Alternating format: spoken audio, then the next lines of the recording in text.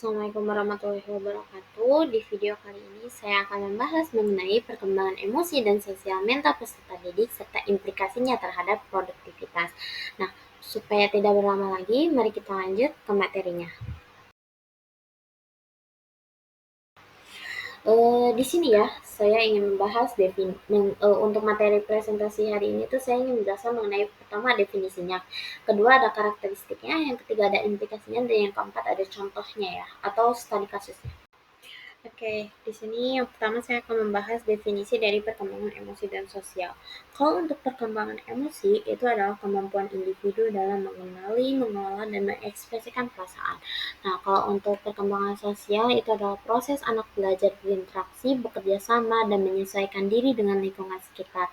Nah, pentingnya perkembangan emosi dan sosial ini yang pertama membantu anak dalam membangun hubungan yang sehat dan mempengaruhi kepribadian dan kesejahteraan mental di masa depan.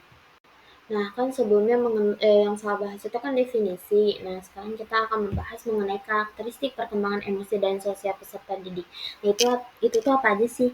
Nah, kalau untuk perkembangan emosi, ini tuh ada yang pertama ada ekspresi emosi, yaitu anak menunjukkan perasaan melalui wajah, gerakan, atau suara. Nah, yang kedua ada durasi singkat. Emosi anak cenderung berubah cepat dan tidak bertahan lama.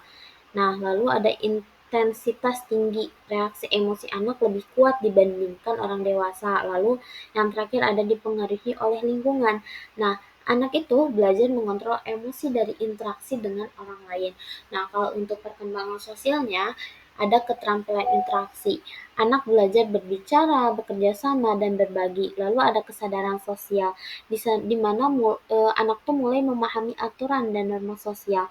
Lalu ada empati dan kepedulian, di mana anak belajar memahami perasaan orang lain. Dan yang terakhir ada kemandirian dalam berinteraksi, di mana anak mampu membentuk hubungan tanpa selalu bergantung pada orang tua ataupun guru. Nah, kalau untuk implikasi dalam pembelajarannya sendiri di sini tuh ada peran guru dan orang tua dalam mendukung perkembangan anak itu sendiri. Yang pertama ada mengajarkan regulasi emosi, di mana orang tua ataupun guru membantu anak mengenali dan mengelola emosinya dengan baik. Lalu ada menciptakan lingkungan yang positif, di mana suasana yang mendukung interaksi sosial dan empati anak itu sendiri. Lalu ada menggunakan metode bermain. Nah, permainan kelompok dapat membantu seorang anak belajar berbagi, bersabar, dan bekerja sama. Lalu yang terakhir ada memberikan model yang baik. Nah, di sini tuh anak dapat meniru perilaku sosial dari orang dewasa di sekitarnya. Nah, di sini saya ingin membahas mengenai studi kasusnya. Saya akan menjelaskannya ya. Jadi untuk deskripsi kasusnya tuh eh, perkembangan sosial emosional anak usia dini berdasarkan studi kasus di saya mengambilnya dari jurnal ya. Ini tuh ada berdasarkan studi kasus di TK Aisyah 3. Di sini tuh studi menggunakan metode kualitatif dengan teknik wawancara, observasi, dan dokumentasi.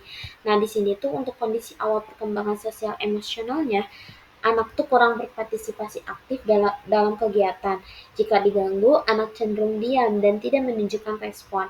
Lalu enggan berbagi alat bermain dan kurang sabar dalam menunggu giliran.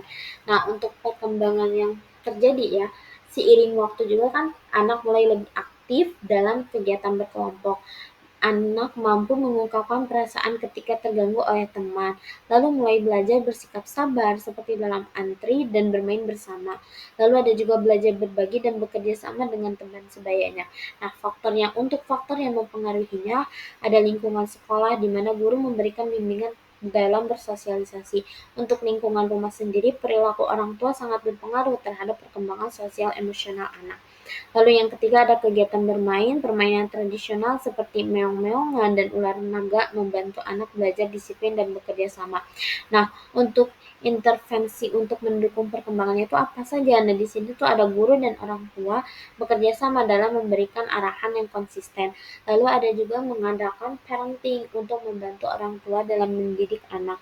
Lalu yang terakhir ada meningkatkan komunikasi antara sekolah dan orang tua agar perkembangan sosial emosional anak lebih maksimal. Nah, bisa disimpulkan juga ya, perkembangan sosial emosional anak juga memerlukan dukungan dari lingkungan sekolah dan lingkungan keluarga. Intervensi melalui bimbingan guru, keterlibatan orang tua, serta permainan edukatif dapat membantu anak menjadi lebih mandiri, peduli, dan memiliki keterampilan sosial yang baik. Sekian dari saya, mohon maaf apabila terdapat kesalahan kata. Wassalamualaikum warahmatullahi wabarakatuh.